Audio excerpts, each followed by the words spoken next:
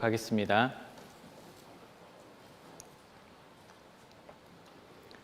언제나 우리를 사랑하시는 고마우신 아버지 하나님, 지옥 갈 수밖에 없었던 저희 영혼들을 구원하여 주시고 주님을 가까이 하며 주님께 소망을 두고 주님의 일을 맡겨주심에 진심으로 감사를 드립니다. 주님 오실 날 얼마 남지 않은 이 마지막 시대를 살아가는 우리 귀한 청년들, 오늘 이렇게 주님 앞으로 모여 말씀을 듣고 교제할 수 있는 그런 귀한 시간을 허락하여 주셨습니다. 정말 이 시간을 헛되이 보내지 않고 하나님의 말씀이 마음속 깊이 새겨져 주님의 말씀을 따라 생활하고 주님의 사랑을 전하는 그런 청년들이 될 수 있도록 도와주시기를 간절히 원합니다. 우리에게 지혜를 허락하시고 넓은 마음을 주셔서 서로 교제하며 떡을 떼고 찬양하며 감사하는 청년들이 될 수 있도록 도와주시기를 간절히 원합니다. 아직 참석하지 못한 형제 자매들의 마음을 붙잡아 주시고 발걸음을 재촉하여 같이 교제할 수 있도록 도와주시기를 간절히 원하오며 우리를 사랑하시는 예수님의 이름으로 기도드렸습니다. 아멘. 빌립보서 1장입니다.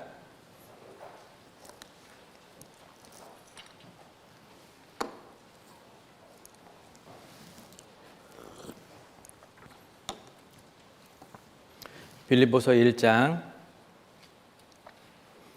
27절부터 30절까지 읽겠습니다.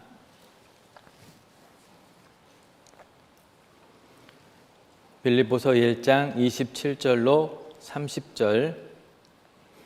오직 너희는 그리스도 복음에 합당하게 생활하라. 이는 내가 너희를 가보나 떠나 있으나 너희가 일심으로 서서 한 뜻으로 복음의 신앙을 위하여 협력하는 것과 아무 일에든지 대적하는 자를 인하여 두려워하지 아니하는 이 일을 듣고자 함이라.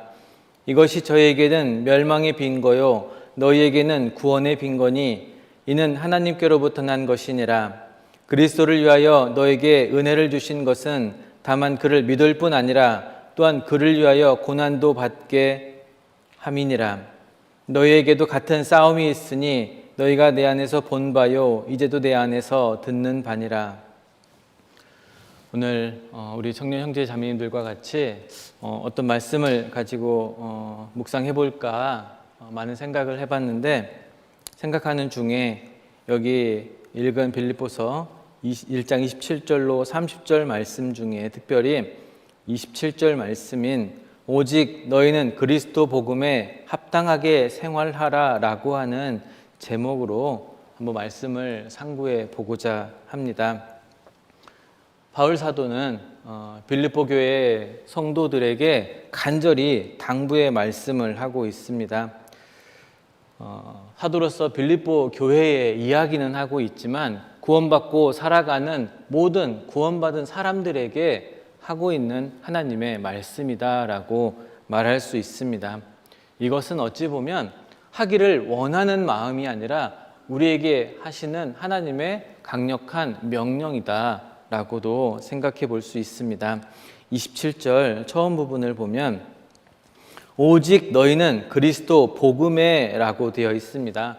복음이라고 하는 게 무엇일까? 복음은 우리가 잘 알고 있는 것처럼 기쁜 소식을 복음이라고 얘기합니다.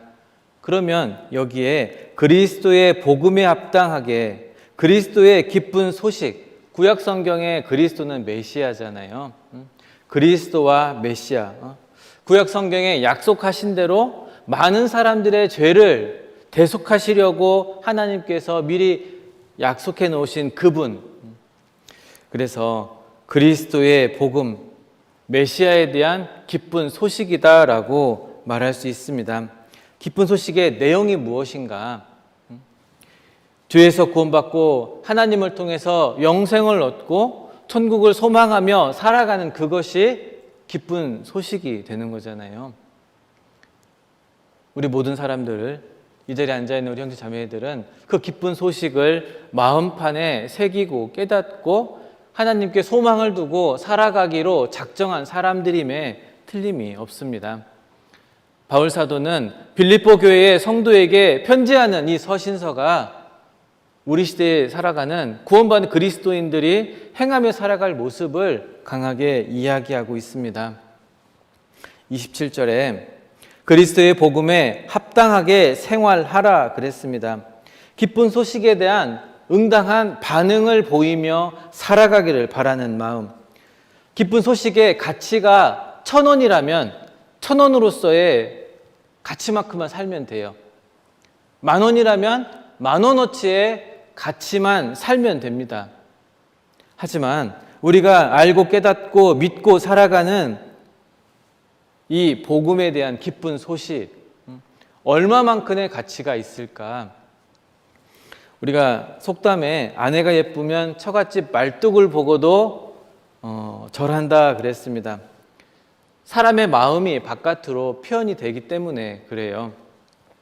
정말 나는 내가 받은 구원의 그 은혜의 사실 앞에서 내가 어느 정도의 값어치를 느끼고 내가 머물고 있는 직장에서, 학교에서, 가정에서 그렇게 그 값어치를 나타내고 생활하고 있는가?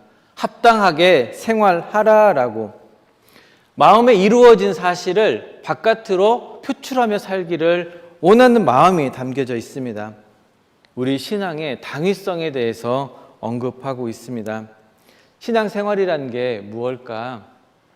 성경을 들고 시간이 되면 교회에 출석하고 끝나면 집에 돌아가고 하는 것이 신앙생활이 아니라 우리가 깨닫고 믿고 있는 그 사실, 내가 복음으로 느끼는 그 값어치에 대해서 내 몸과 내 마음으로 생활 가운데 드러내는 행실 자체가 바로 신앙생활이잖아요. 바울은 빌립보 교회에게 그것을 원하고 있습니다. 내가 하나님을 어떻게 생각하고 살아가고 있는지 생활하라라고 되어 있는 이 말은 나나주를 보면 뭐라고 되어 있습니까? 2번에 시민 노릇이다라고 되어 있습니다. 이 시민 노릇을 헬라어로 폴리티오마우라고 이야기를 하는데 시민이 되다, 시민으로 생활하다라고 그래요. 이게 폴리스라고 하는 말에서 파생이 되었는데 이 폴리스라고 하는 건 도시, 성을 이야기하거든요. 데가폴리스의 약자로 사용되고 있습니다. 네아폴리스. 그래서 이 폴리스라고 하는 건 성, 그리고 안전을 보장하는 그곳이 바로 이 폴리스라고 하는 건데 하나님께서 나의 성이 되어주신다. 하나님께서 나의 피난처가 되어주신다라고 하는 것. 그곳에 살고 있는 사람들, 그곳에서 하나님의 보호를 받고 살아가는 사람들의 마음, 나를 지켜주시는 성주에게 대해서 아마 감사한 마음을 살아가는 백성들이 있는 것처럼 나를 아침부터 저녁까지 믿는 사람이든 믿지 않는 사람이든 똑같이 여기될지 모르지만 하나님 보실 때는 분명히 다르거든요. 구원받는 사람을 하나님은 더 유심히 본다 그랬어요. 그래서 어떤 사람들 이야기하기로는 하나님이 조금 편파적인 것도 있다. 구원받은 사람들에게 더 많은 포커스가 들어가져 있으니까. 그 성에 안전하게 자기의 생명을 맡기고 살아갈 수 있도록 해주신 그 성주에게 감사하듯 우리도 그 하나님께 감사하는 삶을 살아야 되는 것이 그 성에 살고 있는 시민으로서의 마땅한 모습이 되겠습니다. 빌립보 성에 살고 있던 사람들은 로마의 지배 아래에 있었습니다. 그래서 그 빌립보의 사람들은 자기도 로마의 시민권을 얻고 싶은 마음이 강하게 있었어요. 그래서 그것을 너무나도 선망했기 때문에 로마의 시민권을 되게 크게 여겼거든요. 로마의 시민권을 가지고 살아가려면 정말 큰 값어치를 지불하게 되는데 그 시민권을 얻은 그 사람들은 그에 따르는 의무가 있습니다. 세금을 내야 했습니다. 병역에 대해서 필해야 했습니다.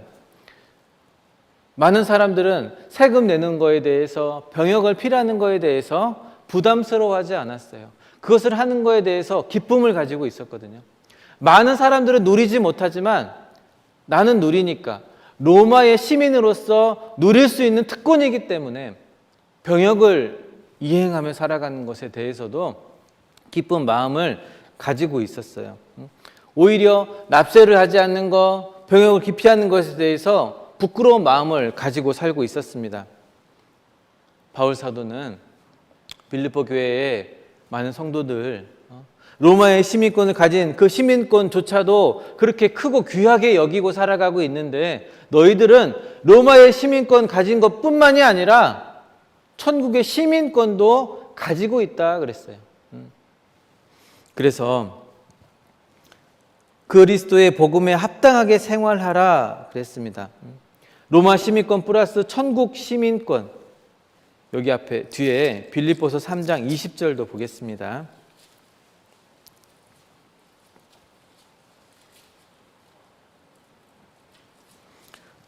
오직 우리의 시민권은 하늘에 있는지라 거기로서 구원하는 자 곧 주 예수 그리스도를 기다리노니 그랬습니다.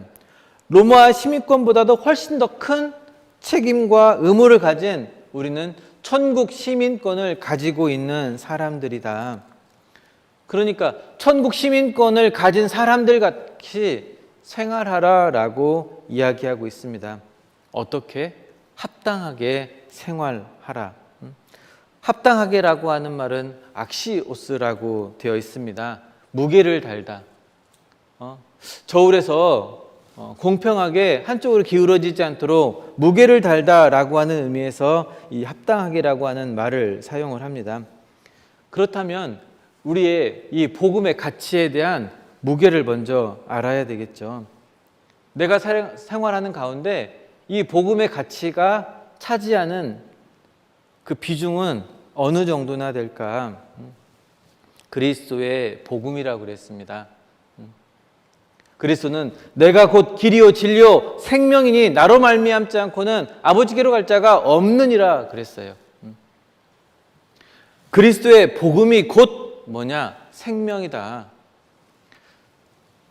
사람이 70이요 강건하면 80이라도 그랬습니다. 70년의 인생을 살고 80년을 인생을 사는 그 7, 80년의 인생도 되게 중요한데 영원한 생명은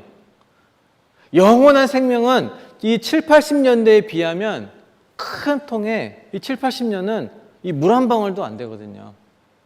그렇게나 큰 무게를 가지고 있는 이 그리스도의 복음을 우리는 받고 살아가고 있습니다. 복음은 영원한 생명이고 세상의 그 무엇과도 바꿀 수 없는 그 생명.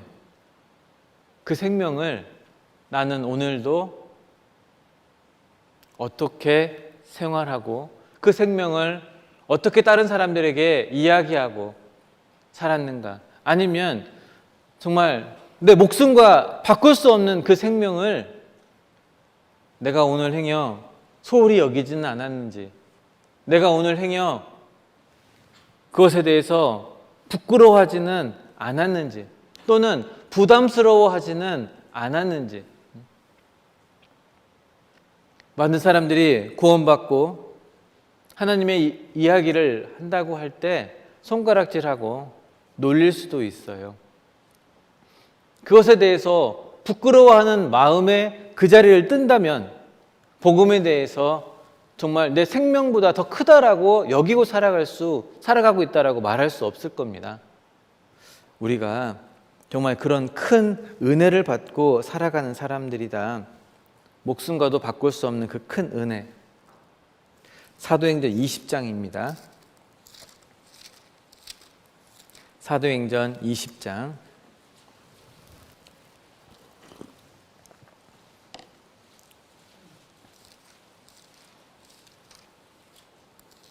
(24절)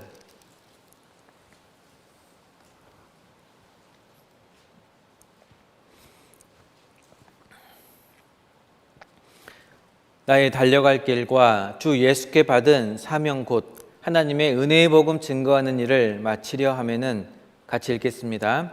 나의 생명을 조금도 귀한 것으로 여기지 아니하노라 그랬습니다. 우리의 생명과 견줄 만큼 가치가 있고 무게가 있는 복음의 균형을 이루는 삶을 살아가는 것.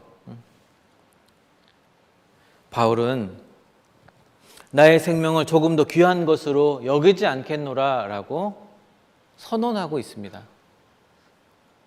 우리가 목숨을 내어놓고 살아가라는 거 아니잖아요. 그리스도의 복음에 이 그리스도의 복음을 부끄럽게 여기고 살아가지 말자는 거예요. 그리스도의 복음을 세상의 그 어떤 것보다도 더 가치 있게 여기고 살아가라라고 하는 겁니다.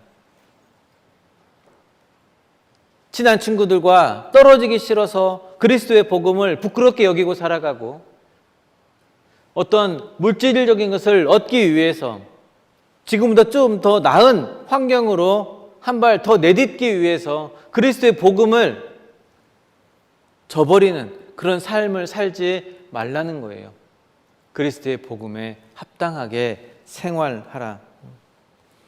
합당하게 생활하지 못하는 건 복음의 가치를 잘 모르기 때문입니다. 왕자가 거지처럼 살면 합당치 않고 대통령이 어떤 스캔들로 인해서 많은 사람들의 입에 오르내리는 거 합당치 않을 겁니다. 개미가 일하지 않고 놀고 있으면 합당치 않습니다. 추수 때에 자는 아들은 합당치 않은 모습입니다.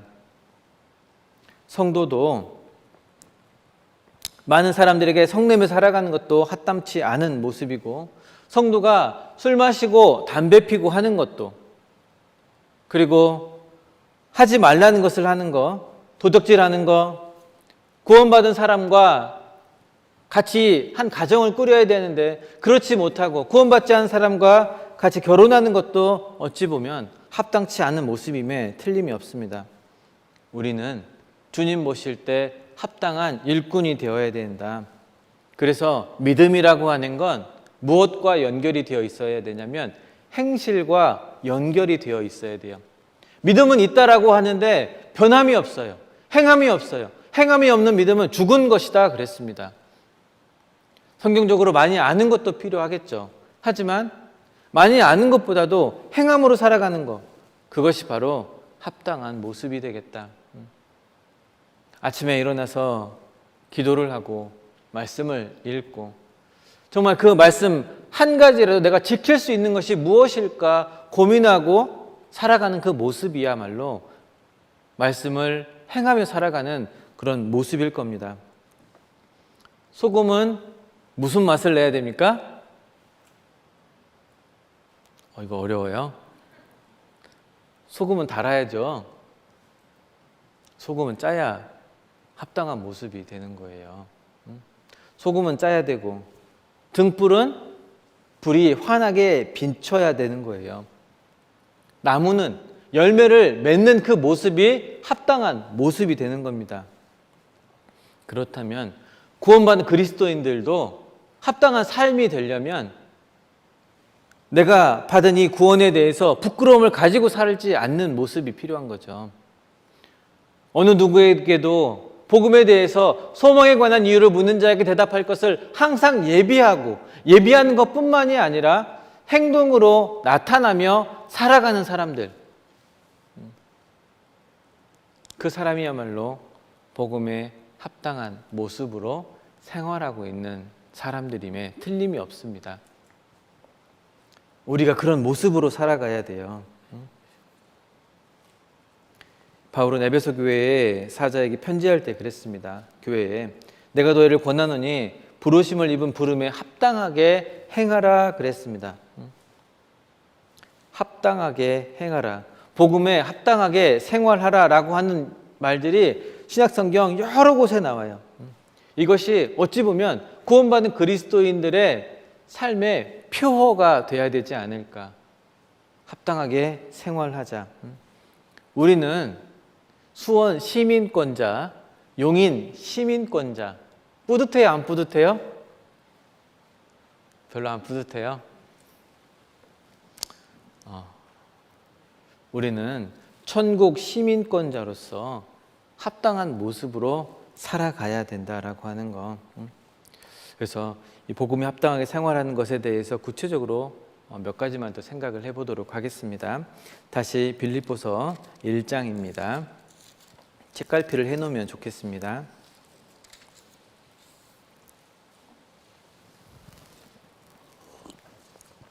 빌립보서 1장 27절입니다. 복음에 합당하게 생활하기 위해서 첫 번째, 중간에 너희가 일심으로 서서 한 뜻으로 복음의 신앙을 위하여 협력하는 것과 그랬습니다. 첫 번째가 한 마음 한 뜻으로 복음의 신앙을 위해서 협력하는 것. 협력이라고 하는 것은 하나의 목표를 가지고 다 함께 마음을 모으고 힘을 다하는 그 모습이 되잖아요. 피라미드를 쌓고 만리장성을 쌓고 거대한 궁전을 짓고 거대한 댐을 짓는 거 혼자서는 할 수 없습니다. 여러 사람의 힘이 필요해요. 일심으로. 혼자서는 많은 적과 싸워 이길 수 없지만 많이 있으면 더 많은 사람들과 싸워 이길 수 있는 힘이 있습니다. 한 사람보다 둘이 낫고 둘보다 여럿이 낫는 걸 무슨 효과라고 할까요? 세 글자인데 시너지 효과죠. 시너지 효과. 성경을 이렇게 찾아보니까 성경에도 시너지 효과에 대해서 기록되어 있는 구절들이 좀 있더라고요. 여기 책갈피를 좀 해놓고 레위기 26장입니다.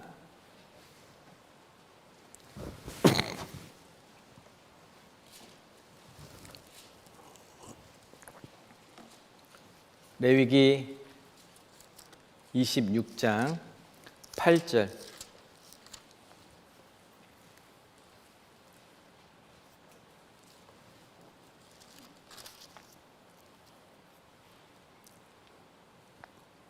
제가 읽겠습니다.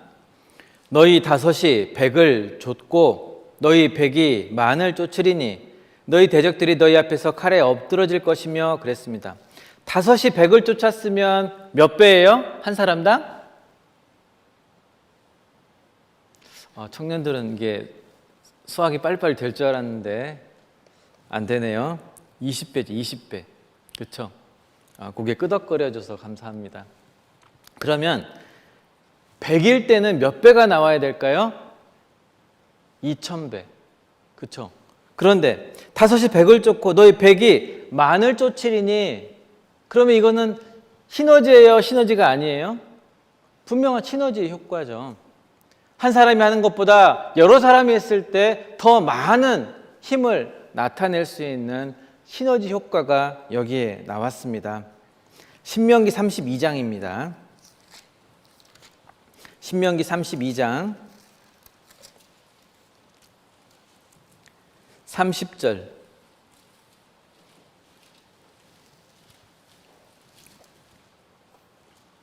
신명기 32장 30절. 그들의 반석이 그들을 팔지 아니하였고 여호와께서 그들을 내어주지 아니하셨다면 어찌 한 사람이 천을 쫓으며 두 사람이 만을 도망케 하였을까 그랬습니다. 한 사람이 천을 쫓았으면 몇 배입니까? 1000배죠. 1000배. 그러면 두 사람이 쫓았으면 몇 배를 도망케 해야 돼요? 2000배죠. 2000배. 그런데 두 사람이 만을 도망케 하였다. 여기에 누가 개입하셨어요? 하나님께서 여기에 개입하셨습니다. 이게 바로 시너지 효과입니다. 일심으로 서로 협력하며 주의 일을 행할 때 하나님은 분명히 시너지 효과를 나타나게 하십니다. 협력만 가지고는 안 돼요. 뭐가 있어야 돼요? 일심이 있어요. 일심. 내가 하지 않아도 다른 사람이 하겠지 하는 건 일심이 아니에요. 책임 전가입니다. 저도 해보지는 않았지만 가끔 TV에 보면 군대에 이 목봉이 있어요. 목봉 알아요? 한 10m 정도 되는 두꺼운 통나무를 여럿이서 서로 이쪽에 오른쪽에 옮기고 왼쪽에 옮기고 합니다. 처음에는 같이 하다가 여러 번 하다 보면 힘드니까 누군가는 잡고만 있어요. 누군가 잡고만 있으면 이 힘은 누구에게도 나가야, 다른 사람들은 이 힘을 다 자기들이 고스란히 받아야 돼요. 나는 편할지 모르지만, 나는 참여는 하고 있지만 뭐가 없습니까? 일심이 없어요. 우리가 오늘 청년 모두입니다. 참석하라고 해서 다 참석은 했어요. 이것 또한 좋은 마음이에요. 하지만 이 시간을 통해서 내 신앙을 단단케 하고 교회를 더 튼튼하게 하는 그 일에 대해서 내가 힘써야 되겠다라고 하는 마음으로 참석하는 것과 그냥 참석하는 건 아마 하늘과 땅 차이일 겁니다. 협력하는데 뭐가 필요해요? 일심이 필요합니다. 말 한 마리가 4톤을 끌면 2마리는 8톤을 끌어야 되는데 22톤을 끈다라고 해요. 그렇게 일심으로 협력했을 때는 시너지 효과지만 협력만 하고 일심이 되지 않을 땐 무슨 효과라고 할까요? 이건 조금 더 어려워요. 뭐라고 할까요? 링겔만 효과라고 하죠. 시너지 효과의 반대입니다. 집단에 참여하는 개인들의 수가 늘어날수록 오히려 그 성과가 줄어드는 효과를 바로 링겔만 효과라고 합니다. 줄다리기를 하는데 한 사람이 100을 당기면 두 사람은 93%를 당기게 되고, 그리고 세 사람이면 85%, 8명이면 49%의 힘을 쓴다라고 통계가 그렇더라고요. 분명히 더 많은 힘을 발휘할 수 있는데도 그냥 붙잡고만 있고 내가 하지 않아도 누군가 하겠지라고 하는 마음, 그게 바로 링겔만 효과입니다. 우리가 협력은 하되 한 마음 한 뜻으로 하지 않고 따라만 가려고 하는 사람, 분명 그 사람에 대해서도 천국에 가면 상을 잃지 않는다라고 했지만 부끄러운 상이 되지 않겠습니까? 복음의 일에 서로 협력하고 일심하는 그 마음, 한 뜻으로 일심하는 그 마음이 우리 마음속에 자리 잡았으면 좋겠습니다. 다시 빌립보서로 가겠습니다. 빌립보서 1장 27절.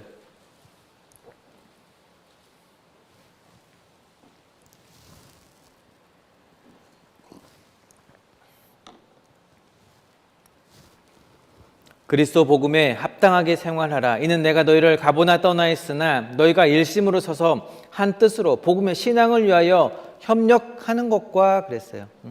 일심으로 서서 그랬습니다. 교회에서 봉사하는 가운데 이 일심으로 서서 하는 것이 얼마나 중요한가. 별일 아닌 것처럼 보이지만 하나님께서는 작은 것에 충성하는지 안 하는지, 이 합심과 협력은 뗄 수가 없거든요. 왜? 마음을 모아야 되니까. 촛불 하나 있는 것보다 2개 있는 게 더 밝아요. 제가 어떤 영화를 보는데 반딧불이 하나가 켜졌어요. 반딧불이. 그러니까 그냥 반딧불이구나 라고 생각할 수 있거든요. 그런데 길은 여전히 어두워요. 그런데 사람이 한 발짝 한 발짝 갈 때마다 반딧불이들이 더 많이 움직여서 더 많은 반딧불이들이 길가를 비춰주는 모습을 보았거든요. 아, 이것이 일심이구나. 이것이 협력이구나. 그런 사람들 여럿이 있을 때 정말 교회 가운데 우리 수원교회 청년의 형제 자매님들이 능치 못할 일이 없을 겁니다. 바울 사도가 자기 목숨까지도 아까워하지 않고 이 복음을 지키고 많은 사람들에게 이 복음을 전하며 살았습니다. 그리스도의 복음에 합당하게 생활하라. 첫 번째는 일심, 바로 협력하는 것. 그리고 두 번째는 뭐냐면 바로 고난받는 겁니다. 고난받는 것. 아무 일에든 대적하는 자를 위하여 두려워하지 아니하는 이 일을 듣고자 함이라. 이것이 저에게는 멸망의 빈거요 너에게는 구원의 빈거니 이는 하나님께로부터 난 것이니라 그랬습니다. 고난받는 것에 대한 두려움을 피하는 것. 내가 구원받은 게 확실하고 하나님이 지켜주신다라고 하는 게 내 마음 가운데 믿어진 사람이라면 고난받는 것이 내게 유익이라 그랬습니다. 담임 목사님께서도 고난은 자꾸 받으라 이야기를 하십니다. 왜? 고난을 통해서 우리가 성장하고 신앙은 멈춰져 있는 것이 아니라 자꾸 진보하는 거니까. 아이가 태어났는데 시간이 가도 계속 그 키로 머물러 있으면 부모의 마음은 안타까운 마음에 아마 어쩔 줄 모를 겁니다. 하나님도 우리가 구원받고 살아가는 그 일생 동안 잘하지 않고 고난받기를 싫어하고 편안한 삶 속에서 그냥 참여만 하려고 하는 마음이 있는 그 사람을 통해 어떤 열매를 맺히지 않게 하실 거예요. 우리는 고난받는 것도 우리 마음 가운데에 정해두고 살아야 된다. 그것에 대해서 큰 예산도 세워두고 살아가야 된다라고 하는 거죠. 바울은 빌립보 교회의 성도들이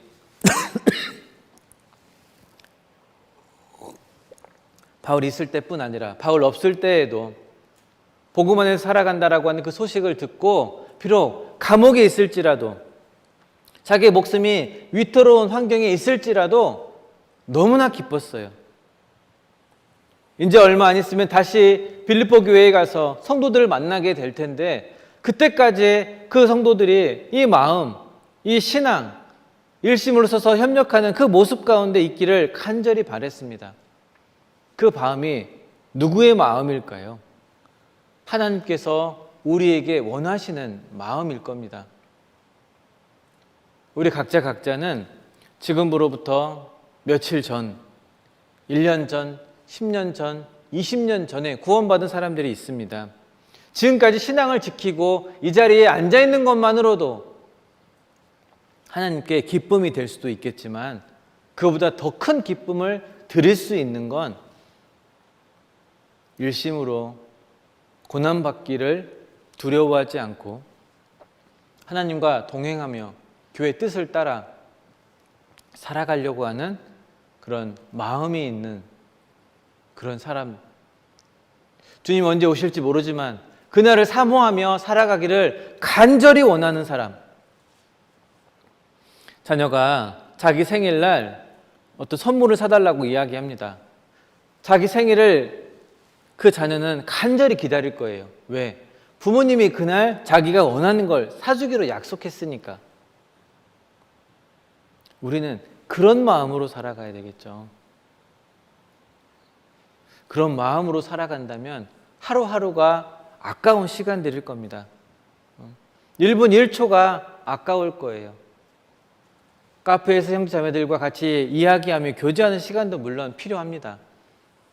하지만 더 주님을 위해서 일할 수 있는 그런 일들이 있거든요. 그 일을 찾아서 우리가 시간을 투자하고 물질을 투자하고 내 몸과 마음을 그곳에 바치는 것, 그게 언젠가 다시 오실 주님을 바라보며 소망 가운데 살아가는 구원받은 그리스도인의 올바른 모습이고 주님이 우리에게 바라고 있는 모습일 겁니다. 우리는 그렇게 살아가기를 힘써야 됩니다. 복음의 신앙에 서서 그랬어요. 교회 일은 혼자 할 수 있어요, 없어요? 교회 일은 혼자 할 수 없어요. 그리고 해도 끝이 있어요, 없어요? 해도 끝이 없어요. 1년 365일, 10년, 20년, 30년, 우리 죽을 때까지 해도 끝이 없어요. 우리 세대, 또 이 다음 세대에게 하나님께서 우리에게 맡겨주신 일이 있으니까 구원받는 사람을 위해서 우리가 그렇게 같이 협력하며 살아가는 겁니다. 복음의 일에는 끝이 없는 거예요. 그 일, 끝없는 일을 내게 맡겨주신 겁니다. 그렇게 생활하고 그렇게 마음 먹고 살아가야 돼요. 때로는 너무 힘들어서 도망가고 싶을 때도 있고 정말 안 나가고 싶을 때 있고 지쳐서 다 포기하고 싶을 때도 있어요. 그리고 때로는 오해받을 만한 때도 있거든요. 오해받을 만한 때여도 교회 나가기 싫어도 주님 내게 원하시면 어떻게 해야 돼요? 반드시 그 일을 해야 돼요. 마치 무엇처럼? 소처럼. 소는 자고 싶다고 해서 주인이 가자고 하는데 잠 자요? 안 자요? 잠 안 잡니다. 소는 주인이 딱 때리면 딱 한마디예요. 음모 하고 따라갑니다. 배고파도 일하고 잠자고 싶어도 일해요. 주인이 하라고 할 때까지, 주인 됐다고 할 때까지 주님께서 우리에게 그 일을 맡겨주셨어요. 끝이 없는 그 일을 맡겨주셨습니다. 하나님은 잘난 우리의 모습을 보기를 원하는 게 아니라 자기의 부족한 모습을 통해서 하나님을 간절히 찾는 그 사람을 더 가까이 하시고 찾고 그러시기를 원하시는 하나님이시다. 누가 더 많이 의지하는지, 누가 더 많이 그리고 간절히 부르짖는지 하나님 우리 각자의 마음을 다 아시는 분이잖아요. 그래서 우리가 살아가면서 이런 마음가짐으로 살아갔으면 좋겠다. 일심으로 서는 데 있어서 이런 마음가짐으로 살아갔으면 좋겠다 싶은 게 디모데전서 6장입니다. 디모데전서 6장 11절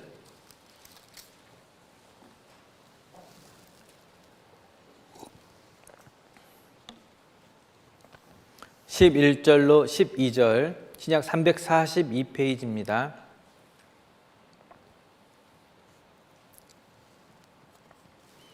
오직 너 하나님의 사람아 이것들을 피하고 의와 경건과 믿음과 사랑과 인내와 온유를 좇으며 믿음의 선한 싸움을 싸우라. 영생을 취하라. 이를 위하여 내가 부르심을 입었고 많은 증인 앞에서 선한 증거를 증거하였도다 그랬습니다. 여기 11절로 12절에 네 마디가 나와요. 네 마디. 생각해 볼 네 마디. 뭐냐면 첫 번째 줄 이것들을 피하고 그리고 두 번째 줄 쫓으며 12절 가운데 싸우라 그리고 취하라. 피하고 쫓으며 싸우고 취하라 그랬습니다. 그러면 우리가 무엇을 피해야 될까? 신앙생활을 하는 가운데 일심으로 협력하기 위해서 하나님 앞에서도 부끄럽지 않고 형제 자매들 앞에서 부끄럽지 않은 삶을 살기 위해서 우리가 무엇을 피해야 될까? 디모데전서 6장 6절로 10절에 보면 제가 읽겠습니다. 그러나 지족하는 마음이 있으면 경건이 큰 이익이 되느니라. 우리가 세상에 아무것도 가지고 온 것이 없음에 또한 아무것도 가지고 가지 못하리니 우리가 먹을 것과 입을 것이 있은즉 족한 줄로 알 것이니라. 부활이 하는 자들은 시험과 올무와 여러 가지 어리석고 해로운 정욕에 떨어지나니 곧 사람으로 침륜과 멸망에 빠지게 하는 것이라. 돈을 사랑함이 일만하게 뿌리가 되나니 이것을 사모하는 자들이 미혹을 받아 믿음에서 떠나 많은 근심으로써 자기를 찔렀도다 그랬습니다. 무엇을 피해야 되냐? 나와 있는 것처럼 물질의 욕심. 하나님의 사람으로 인생을 살기 위해서 경계해야 될 것이 있는데 그게 바로 물질의 욕심이다. 그릇된 것 많이 있지만 우리가 그 중에 물질에 대한 욕심을 한번 피해보고 살아보자. 물질의 욕심 피하기 쉬워요? 안 쉬워요? 쉽지 않아요. 아직 결혼하지 않은 우리 청년 형제 자매들 가운데는 결혼하려고 하니 예산이 없잖아요. 그러니 돈도 벌어야 되고 물질도 많이 모아야 되고 누구는 무언가를 샀는데 너무나도 잘 되는 거예요. 우리가 그런 걸 부러워하기보다는 하나님 앞에 부끄럽지 않은 삶을 살도록 하는 것. 잠깐은 좋아 보이고 잘 되는 것처럼 보일지 모르겠지만 결국 끝은 하나님을 가까이 함이 내게 복이라 그랬습니다. 하나님을 떠난 사람과 하나님을 가까이 하는 사람의 삶의 끝이 완전히 달라요. 하나님을 멀리한 사람들의 끝은 망하는 길이지만 하나님을 가까이 한 사람의 끝은 지금은 없는 것 같지만 결국 내게 이생이든 아니면 하나님과 함께 할 때 그때든 더 많은 것을 주신다 그랬습니다. 부러워할 수는 있습니다. 하지만 거기에 마음은 두지 말자. 마음을 두었다간 자칫 내 마음이 요동치고 내가 하나님과 멀어지기 때문에 그래요. 그래서 우리가 물질만큼 물질에 대한 유혹에 대해서 한번 피해보자. 그리고 두 번째 피해야 될 건 유혹의 장소. 유혹의 장소 하면 떠오르는 것들이 각각 형제자매들의 머릿속에 있을 겁니다. 그곳을 피해보자는 거예요. 내가 있어도 될 곳인지 아닌지 우리는 바로 알 수 있습니다. 그것이 조금이라도 죄에 빠질 수 있는 위험이 있다면 사람들에게 욕을 먹든 먹지 않든 박차고 나와야 돼요. 그것들로 인해서 하나님과 멀어지게 될 수 있기 때문에 우리가 유혹의 장소에서 피해보자. 청년 요셉이 보디발의 아내의 유혹을 받았을 때 피했습니까? 피하지 않았습니까? 피했어요. 피하지 않고 그곳에 있었더라면 아마 하나님의 일을 온전히 하지 못했을 겁니다. 다윗이 사울의 추격을 피해서 도망하다가 사울을 죽일 수 있는 환경이 있었음에도 불구하고 사울을 죽이지 않았습니다. 그것을 피했습니다. 왜? 죄를 지을 수 있기 때문에, 죽임을 통해서. 같이 기름 부음 받은 사람임을 알았기 때문에 그것을 피했어요. 우리가 그런 유혹의 장소에서 피해보자. 청년의 정욕을 피해보자. 악인의 길을 쫓지 않는 그 장소를 우리가 피해보자. 죄인의 길에 서지 않도록 우리가 피해보자라고 하는 거. 우리는 분명 피할 수 있습니다. 두 번째 뭐죠? 피하고. 두 번째는 맞아요. 역시 청년들이라 스마트해요. 두 번째는 쫓으라입니다. 우리 디모데전서 6장 11절에 보면 쫓으라라고 하기 그 전에 의와 경건, 믿음과 사랑, 인내와 온유. 어떤 성경학자는 이것들이 서로 짝을 이루어서 생각해야 된다라고 이야기하기도 합니다. 의와 경건을 쫓아야 된다. 의는 하나님과 나와의 바른 관계, 이것을 이루는 것을 필수 목적으로 해야 돼요. 구원받는 사람들은 다 의롭다함을 얻었거든요. 의롭다함을 얻은 사람들은 경건한 생활도 이어져야 되고 믿음과 사랑을 쫓아야 돼요. 의가 없이 경건이 있을 수 없는 것처럼 믿음이 없이는 사랑이 없어요. 내가 누군가를 사랑하는데 그 사람에 대한 신뢰가 없는데 사랑이 가능할까요? 불가능합니다. 믿음과 사랑이 있어야 됩니다. 하나님을 향한 관계, 그 가운데서 싹 트여지는 사랑. 하나님께서 내게 먼저 사랑과 믿음을 보여주셨던 것처럼 그 믿음과 사랑을 받은 우리도 하나님께 향해서, 형제 자매들에게 향해서 믿음과 사랑을 보여야 되겠죠. 쫓으라 그랬습니다. 그리고 인내와 온유를 쫓아야 됩니다. 그리스도인답게 인내할 줄도 알아야 돼요. 나는 못 참겠다고 인내할 수 있으면 온유한 마음이 그 사람의 마음속에 들어갈 수 있어요. 온유하다라고 하는 건 착하다라고 하는 뜻을 가지고 있는 것이 아니고 얌전하다라고 하는 뜻을 가지고 있는 게 아니에요. 야생마 있잖아요. 야생마.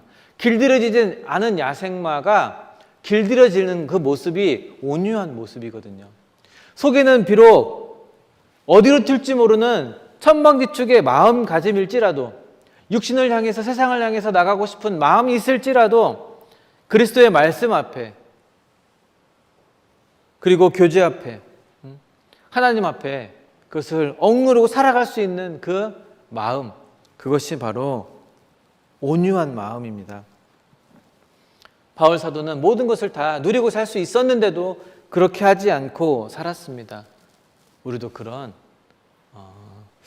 여기 나와 있는 것처럼 의와 경건, 믿음과 사랑, 인내와 온유, 서로 신뢰하고, 그리고 교회를 신뢰하고 같이 교제하는 형제 자매들을 신뢰하는 그런 가운데에서 싹트는 사랑, 그것이 우리 가운데에서 있어야 되고 그것을 쫓아야 되겠다. 그리고 세 번째 뭡니까? 싸우라 그랬습니다. 믿음의 선한 싸움을 싸우라. 싸움이라고 하는 건 끝에 상을 얻는 것이 연결되어져 있습니다. 상 얻기 위해서 우리는 마귀와의 싸움이 시작되는 겁니다. 그렇게 우리가 하루하루를 살아가야 돼요. 취하라 그랬습니다. 취하라. 12절에 믿음의 선한 싸움을 싸우라. 영생을 취하라 그랬습니다. 적극적으로 영생을 취하기 위해 노력하는 이 바울의 간절한 바람이 이곳에 담겨져 있습니다. 예수님도 이 땅에 오신 이유가 뭐예요? 많은 사람들에게 영생을 주시기 위해서 이 땅에 오셨잖아요. 마가복음 1장입니다. 마가복음 1장 38절.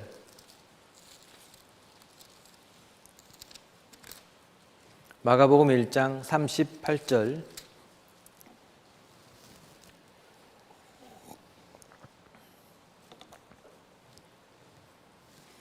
이르시되 우리가 다른 가까운 마을로 가자. 거기서도 전도하리니 내가 이를 위하여 왔노라 하시고. 요한복음 14장입니다. 요한복음 14장 12절.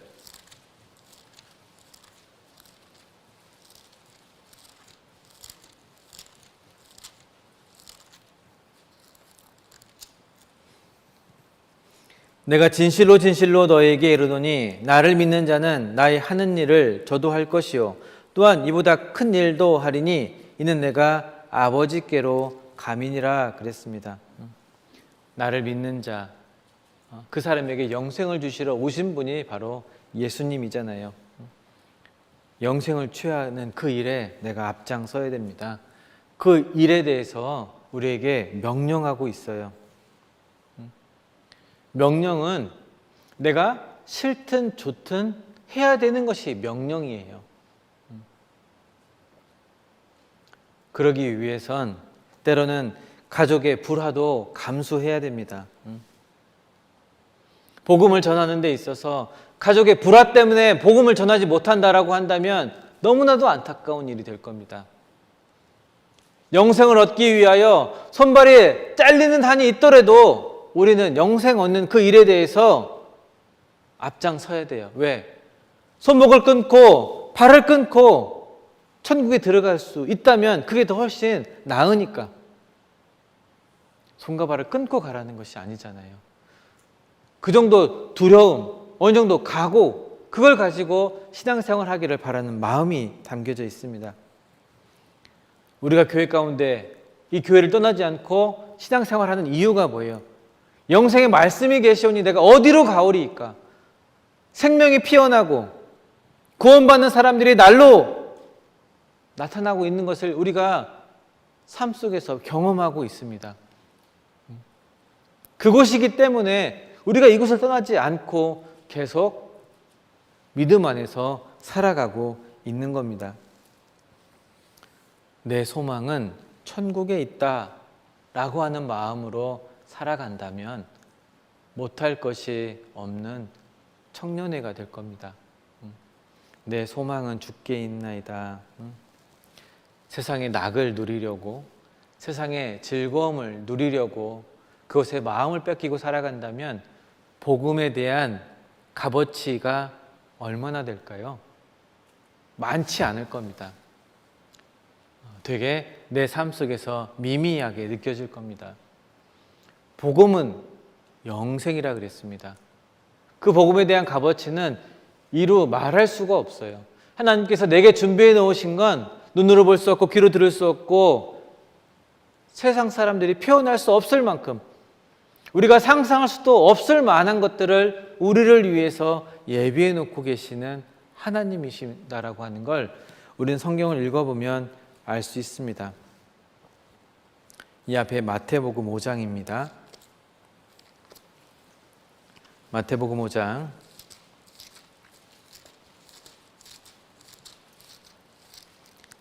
10절로 12절.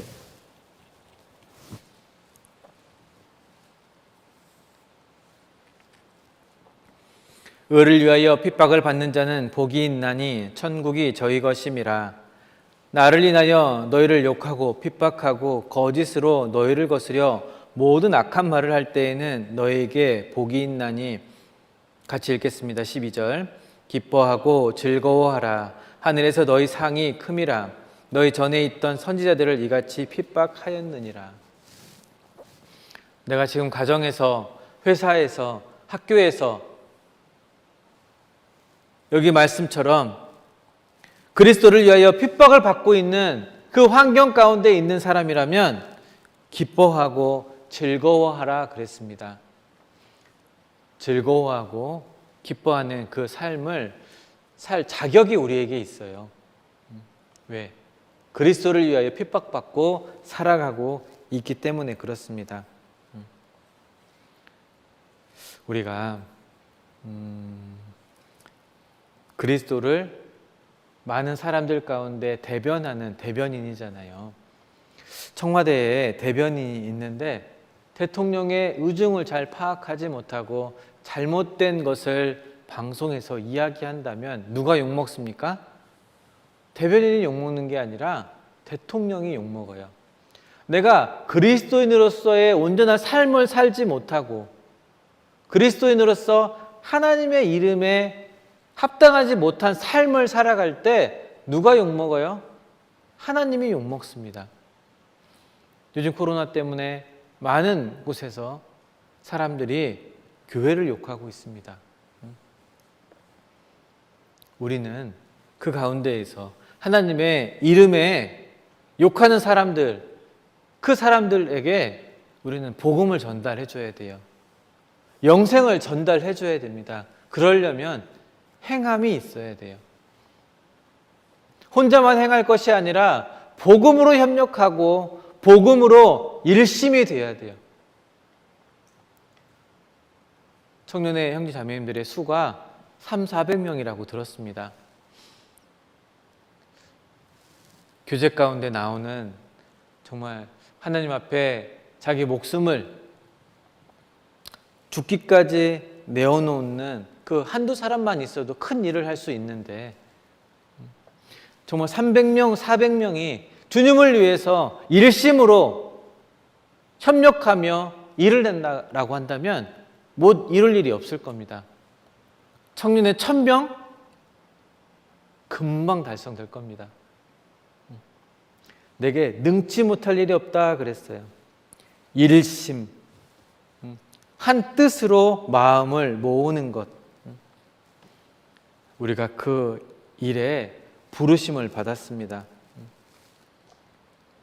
누가요? 우리들. 이 자리에 앉아있는 우리들, 인터넷으로 말씀을 듣고 있는 우리들이 하나님 앞에 그렇게 부르심을 받은 사람들이 틀림이 없습니다. 사도행전 4장입니다. 사도행전 4장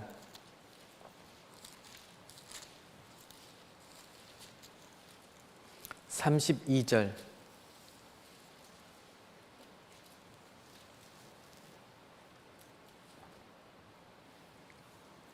믿는 무리가 한 마음과 한 뜻이 되어 모든 물건을 서로 통용하고 제 재물을 조금이라도 제 것이라 하는 이가 하나도 없더라. 일심하는 마음일까요? 나뉘어진 마음일까요? 일심하는 마음입니다. 자기 것으로 여기는 사람이 하나도 없다 그랬습니다. 나는 나고 교회는 교회야. 교회와 나는 무관해라고 하는 사람들, 그런 형제 자매 하나님께서는 너무나 안타까워하십니다. 믿는 무리가 한 마음과 한 뜻이 되어, 한 뜻 밑에 영혼이라고 그랬잖아요. 정말 몸과 마음을 하나가 되어 2022년을 계획하고 2022년을 살아갈 때 정말 2022년 마지막 때가 될 때에는 여기 빈자리에 이 사람들이 가득 차게 될 겁니다.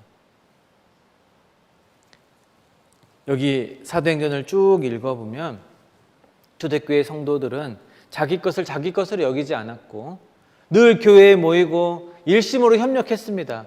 그럴 때 결과가 어떻게 나타났을까요? 구원받는 수가 날마다 더하더라 그랬어요. 빌립보서 1장 27절 말씀에 아까 그랬잖아요. 복음에 합당하게 생활하라. 왜 그럴까? 그만큼 합당하게 생활할 때 열매가 맺혀지기 때문에 그래요. 봉사회, 어머니회, 청년회, 교회, 학교 각각의 부서가 있고 봉사 부서들도 각각에 다 있습니다. 왜 봉사 부서가 있고 수고하는 손길들이 있을까요? 수고하는 거기에 많은 물질들이 필요할까요? 다 무엇을 위해서? 복음의 열매를 얻게 하기 위해서. 복음의 열매를 얻고 교회가 더 단단해져 가는 것을 경험케 하기 위해서, 우리가 주님 앞에 섰을 때 주님께 부끄럽지 않은 상을 얻게 하기 위해서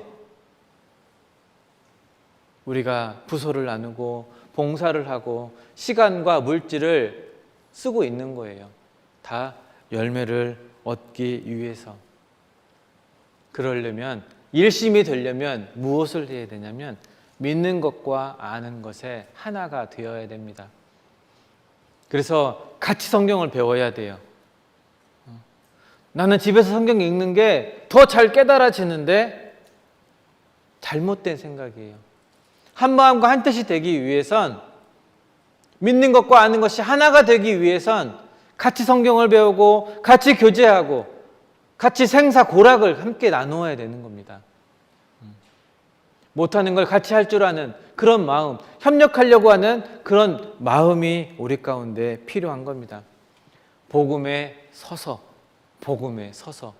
누구는 앉아있고 누구는 서있고가 아니라, 누구는 교회에 나오고 누구는 교회에 나오지 않고가 아니라 복음에 서서 한 마음과 한 뜻이 되어서 일치 단결이 되어서 살아갈 때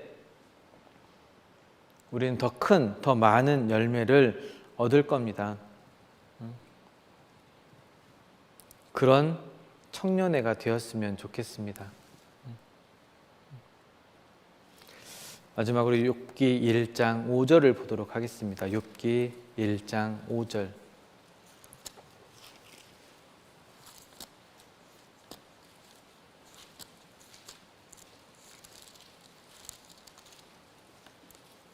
욥기 1장 5절.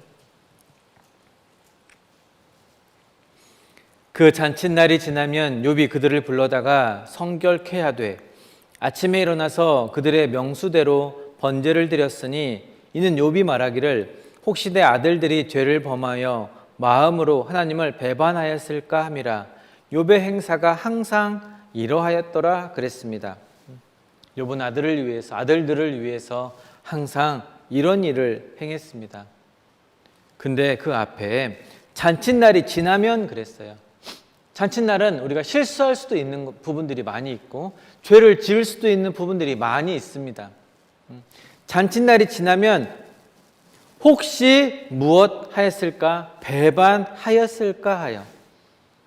작은 죄라도 자녀들이 하나님께 지었을까 염려해서 욥은 그렇게 하나님께 제사를 드렸습니다. 작은 죄도 가볍게 생각하지 않는 마음이 있었어요. 죄가 우리 마음 가운데 들어오면 일심하기 어렵습니다. 우리가 욥처럼 매일 이런 모습으로 혹시 배반하였을까? 두 번째는 중간에 아침에 일어나서 그랬습니다.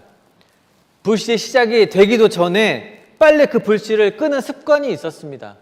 아침에 일어나서 즉시 번제를 드렸다 그랬어요. 그리고 5절 끝부분에 항상 이러하였더라. 지속적이고 변함없는 생활을 했습니다. 한 번 하기는 쉬워요. 하지만 두 번, 세 번 하기는 어렵습니다. 우리가 이 욥과 같이 지속적이고 변함없는 항상 이러하였더라.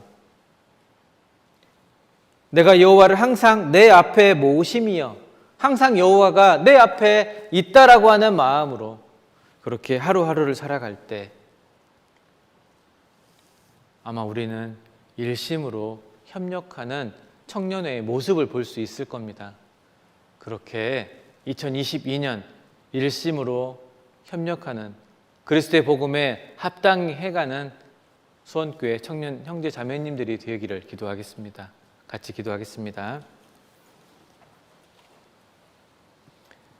우리를 변함없이 사랑하시는 고마우신 아버지 하나님, 그리스도의 복음에 합당하게 생활하라 하시는 주님의 명령을 따라 우리가 죄의 유혹에 벗어나고 주님의 말씀을 따라서 서로 협력하며 주의 일에 더욱더 힘쓰는 수원교회 청년 형제 자매들이 될 수 있도록 주님께서 우리를 인도해 주시기를 간절히 원합니다. 우리는 너무나도 나약하고 때로 주님을 부인하며 주님과 동행하지 않은 날들도 있습니다. 그럴 때마다 말씀과 교제로 우리를 붙잡아 주셔서 다시 주님을 위해 살 수 있는 힘과 용기를 주셔서 주의 행사를 많은 사람들에게 선포하며 살아갈 수 있도록 도와주시옵소서. 얼마 남지 않은 이 시기에 정말 주님 만나기 전에 후회할 것 없는 우리 청년들의 모습으로 살아갈 수 있도록 지켜주시기를 간절히 원하오며 우리를 사랑하시는 예수님의 이름으로 기도드렸습니다. 아멘.